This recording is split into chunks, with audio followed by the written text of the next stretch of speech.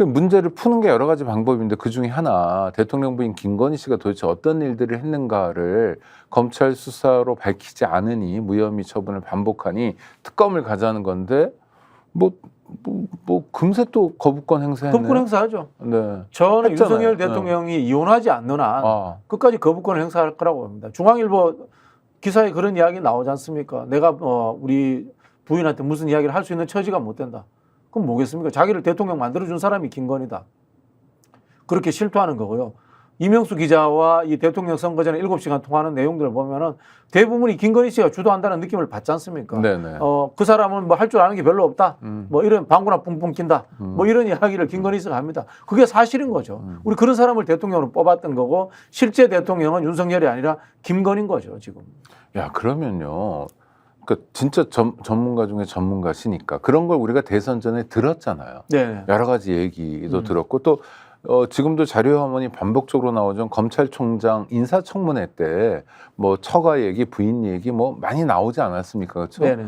뭐 학력 위조부터 해가지고 여러 가지가 있었는데도 불구하고 검찰총장도 되고 그럼에도 불구하고 또 당을 옮긴 건 아니지만 하여튼 국민의힘에 입당해서 대선 후보가 되고 마침내 대통령도 될 정도라면 우리 국민들에게도 약간 문제가 있는 게 아닌가. 저는 그런 생각합니다. 그 전에 근데 국민들 탓하기 전에 사실은 국민의힘을 탓해야죠. 그 정당을 탓해야죠. 오죽했으면은 대권 주자가 없어서 밖에 있는 사람 데리고 온 거 아닙니까? 네네. 정체가 뭔지 확인도 안 하고 데리고 온 겁니다. 그래가지고는 그 사람을 대통령으로 만들고 거기에 대해서 쓴소리라든가 어떤 교정의 목소리조차도 내지 못하는 상황. 이게 과연 정당인지 아니면 환관 집단인지 자꾸 뭐 대인배 이런 표현 쓰니까 역사적 표현을 쓰게 되는데요. 의심하지 않을 수가 없는 거예요. 보수 정당이 아니에요. 저거는 권력에 순응하는 기회주의자 집단일 뿐이에요. 그런 생각이 듭니다. 아니 그러니까 누구라도 예를 들어 구도만 갖춰진다면 이를테면 뭐 문재인 정부가 부동산 때문에 마음에 안 든다라는 구도가 하나 있단 말이에요. 네네. 그럼 누굴 갖다 놔도 어떤 악당을 갖다 놓거나 뭐 심지어 바보를 갖다 놔도 대통령이 될 수 있는 구조라면 우리가 민주주의를 한다고 자랑하기가 좀 민망해지는 상황이 아닌가 싶어요. 그게 이제 특정 정당이 무너지고 극우적 이익 집단 언론이 붙어서 이벤트를 하다거나 상징 조작을 해서 프레임을 만들어줄 수 있는 사회적 환경이 조성되어 있는 거예요. 그 유착 구조 속에서 만들어진 사람이지 않습니까?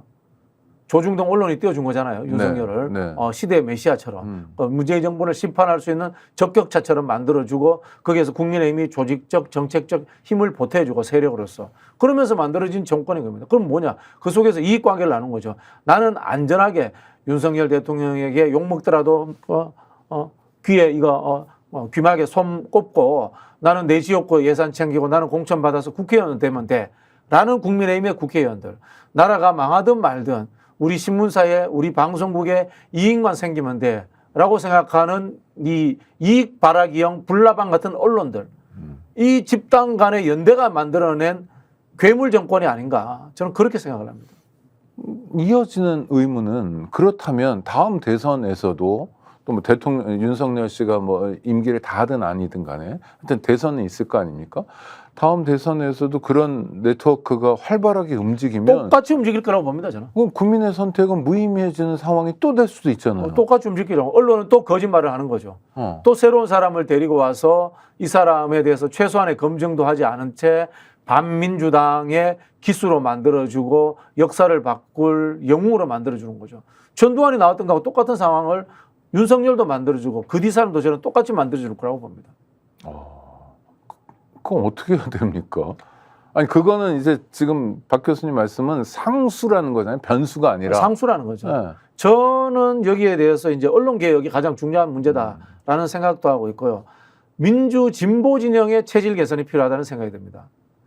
민주 진보 진영만이라도 이벤트 상징 조작의 정치가 아니라 토론하고 숙고하고 심의하고 모든 것을 펼쳐져서 실력이 드러나는 방법의 정당적 합리적 프로세스를 만들 필요가 있다는 생각이 듭니다. 그걸 통해서 국민들이 저 당은 저렇게 하는구나. 그럼 이쪽 당도 최소한 이 정도는 해야 되지 않겠어? 민주당이 토론 20번 하면은 국민의힘은 그래도 3번, 4번은 해야 되지 않겠어? 경선에서 말입니다. 이런 분위기들을 형성하고 사회적인 환경을 조성하는 것이 우선적으로 민주당 계열 정당들이 할 수 있는 방법이 아닌가 그런 생각을 해봅니다. 아니 근데 금투세 관련해서 이제 시행이 되잖아요. 근데 네. 뭐 유예할 거냐, 뭐 어떻게 할 거냐, 뭐 이런 논의를 민주당 안에서 했더라고요. 보니까 네. 의원들끼리 그러니까 여러 의견이 있고 저는 그거 굉장히 긍정적으로 평가했거든요. 결론이 어떻게 나든 간에 뭐 제가 바라는 결론이 있습니다만 제가 바라는 결론대로 안 나더라도 상당히 수기 민주주의를 하고 있구나, 좋은 모습을 보이는구나라고 생각됐는데 근데 그게 일반 유권자들에게 호소력이 있을까? 왜냐면 그냥 자극적인 선동 하나가 훨씬 더 영향력을 발휘하지 않나. 윤석열 케이스. 두 가지 측면이 네. 있습니다. 저는 이번에 금투세 문제는 긍정적 측면과 부정적 측면이 같이 있다고 보는데 네네. 말씀하신 이 절차적 민주주의의 요소로서의 수기적인 과정을 거쳤다는 것은 의미가 있다고 봅니다.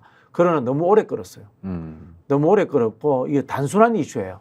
그리고 국민들은 잘 몰라요. 아 그렇죠. 아니, 그리고- 주식을 많이 하시는 분들은 그리고 네. 실제로 내부 토론이었지 국민들을 대상으로 한 토론이 이루어지지 않았기 때문에 민주당 내의 의원들 간의 수기였을 뿐이었어요. 저는 짧게 끝냈어야 된다고 봐요. 네. 이게 왜냐하면은 쓸데없이 이 프레임에 민주당이 갇혀버린 거예요. 아 국민의힘이 짜놓은 프레임에 그렇죠. 네. 금투세하고 민주당하고 별 관련이 없어요. 네네. 그렇지 않습니까? 민주당 지지자 중에 주식으로 5천만 원 벌 사람이 뭐 몇 명 있을지 모르지만 거의 없죠 사실. 그래서 저는 네. 그런 거는 국민들 그 주식하는 사람 많은 거기 때문에 네. 한 3일 토론하고 의총에서 그 거수해가지고 바로 끝내버렸어야 된다. 이걸 가지고 2달씩 끈 거는 전략적으로는 잘못했다. 그렇게 네. 생각합니다. 그럼 그 질문을 다시 하고 금투세가 아니더라도 토론을 활발하게 하는 모습을 보이더라도 뭐 네네. 국회에서 뭐 하여튼 매일처럼 토론이 여러 개가 열리잖아요. 네. 그게 이런 뭐 윤석열식의 이를테면 선동 정치 한방 그걸 거기에 어떻게- 대응할 수 있는가? 네.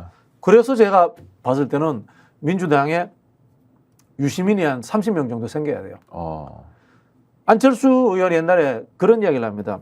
정책 좀 이야기하세요. 그러니까 에이 정책 이야기하니까 사람들이 재미없어 하더라고요. 그렇게 이야기를 하거든요. 아주 솔직한 얘기일 수도 있잖아요. 솔직한 이야기죠. 네.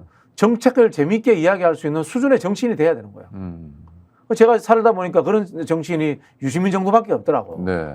그런 실제로 정책을 재미있게 풀 수 있는 농객들, 전략적 마인드가 있는 사람들이 20, 30명 되면은 그게 주류적 현상으로 만들어 갈 수 있어요.